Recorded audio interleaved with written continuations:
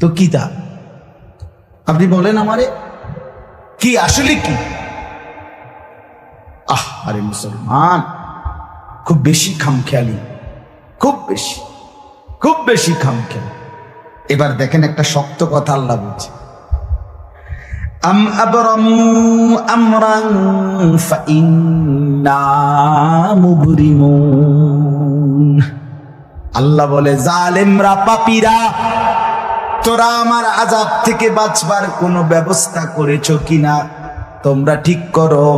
ফাইন্না মুবরিমুন, আমি তোমাগরে কেমনে ধরবো, শাস্তি দেব কি কি, এগুলো আমি আল্লাহ আমার গুলো ঠিক করে ফেলেছি।